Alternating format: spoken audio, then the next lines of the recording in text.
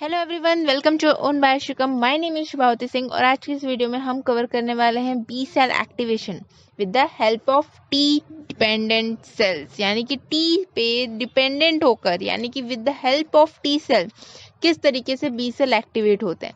Last part में हमने cover किया था बी सेल का डेवलपमेंट कैसे होता है। उसके बाद हमने देखा था कि बी सेल का जो without the help of T cell किस तरीके से एक्टिवेट होता है। तो अगर आपको बी सेल इंडिपेंडेंट समझ में आ गया था, without help of T cell समझ में आ गया था, तो आज की वीडियो तो बहुत ही इजी है। बट फिर भी अगर कोई कनेक्शन, कोई लिंक बनाना है तो हम पीछे से अगर हम पूरा पढ़ते आए तो हमें वो लिंक बनी रहती है। अगर आपने वो वीडियोस नहीं देखी है तो उसकी लिंक भी मैंने डिस्क्रिप्शन में मेंशन कर दी है, आप एक बार जाकर ज़रूर देख लीजिएगा ताकि आपका कनेक्शन या जो लिंक है वो टूटे ना। सो without wasting any time, let's start the video.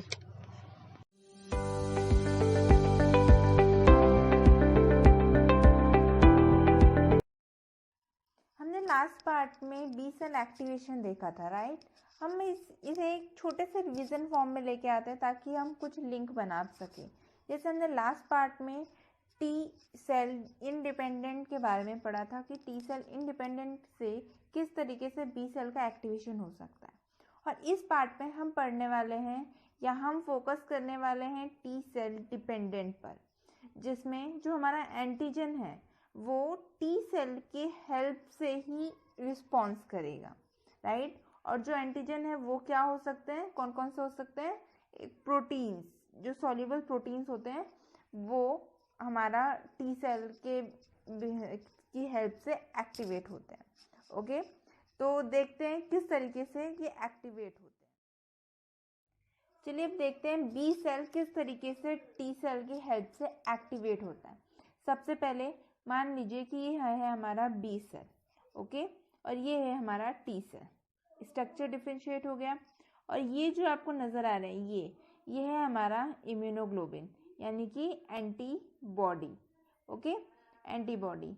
अब क्या होगा, जब हमारा जो हमारा एंटीजन है वो बाइंड करेगा हमारा इम्यूनोग्लोबिन या एंटीबॉडी से। जब एंटीजन एंटीबॉडी इंट्रैक्शंस होंगे तो फर्स्ट सिग्नल जनरेट करने के लिए जो हमारा जो एंटीजन का न्यूक्लियस हमारा एमएससी मॉलिक्यूल से अटैच हो जाएगा।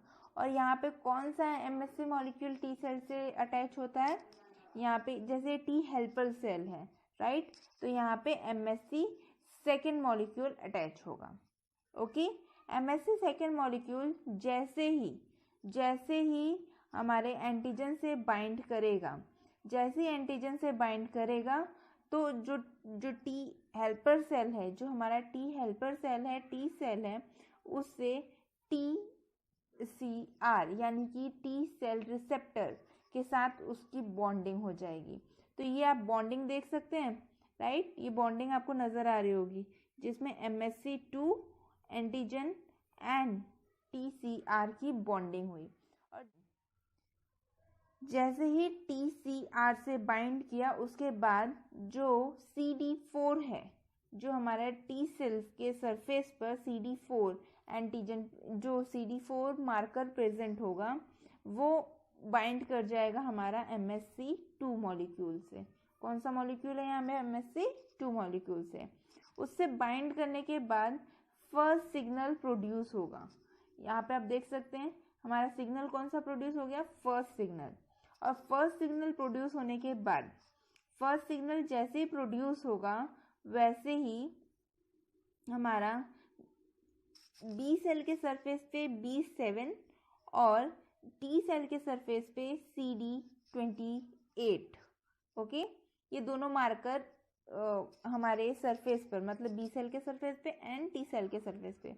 इसके अलावा CD40 एंड CD40L ये भी हमारे मार्कर जाके अटैच हो जाएंगे हमारे बी सेल के और टी सेल के सरफेस पे, और ये आपस में बॉन्ड शेयर करेंगे। यानी कि बी सेल अटैच होगा हमारे CD28 मार्कर से और CD40 हमारा अटैच होगा CD40L मार्कर से। ओके, अब जब ये जो मार्कर अटैच होंगे या बॉन्ड बना लेंगे, या फिर हम ये बोल सकते हैं कि बाइंड कर जाएंगे, तो सेकेंड सिग्नल प्रोड्यूस होगा। अब जैसे सिग्नल 1 एंड सिग्नल 2 ये दोनों एक्टिवेट हो जाते हैं, यानी कि दोनों ही अपने अपने सिग्नल अपने अपने परफॉर्मेंस शुरू कर देते हैं। तो क्या करता है, जो टी सेल है वो सिक्रीट करता है साइटोकिन्स को।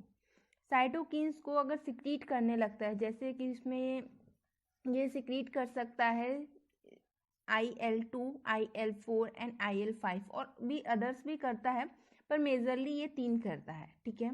अब ये 3 क्या करते हैं, जो बी सेल है उसके बी सेल के ऊपर इसके लिए रिसेप्टर प्रेजेंट होते हैं। रिसेप्टर प्रेजेंट होता है तो ये हमारे बी सेल के रिसेप्टर से जाके अटैच हो जाता है कुछ इस तरीके से, और हमारा पूरा जो एक्टिवेशन है वो एक्टिवेट हो जाता है, हमारा पूरा एक्टिवेशन कंप्लीट हो जाता है। और इसके बाद क्या होगा, जब जैसे ये साइटोकिन्स जब अटैच हो जाएंगे हमारे बी सेल से, तो हमारा बी सेल फर्दर डिवाइड हो जाएगा। जब हम बी सेल का डेवलपमेंट पढ़ रहे थे तब हमने देखा था कि बी सेल फर्दर डिवाइड होता है plasma cell and memory cells में, राइट। मैंने एक रिवीजन पॉइंट ऑफ व्यू से आपके लिए रखा है, आप चाहें तो ये वीडियो कवर कर सकते हैं जब हम बी सेल डेवलपमेंट पढ़ रहे थे। इसका लिंक भी मैंने डिस्क्रिप्शन में मेंशन कर दिया, आप चाहे तो देख।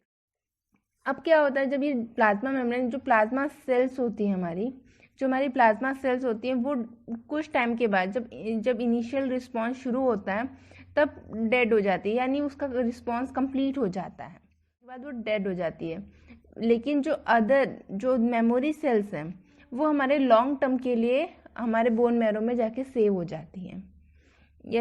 इसकी लोकेशन हो सकती है हमारी बोन मैरो, गट्स और सम अदर लोकेशन में, वो लाइफ लॉन्ग के लिए सेव हो जाती है। इसीलिए जो प्लाज्मा सेल है वो तो डेड कर जाते हैं, but memory cell life long के लिए सेव हो जाती है।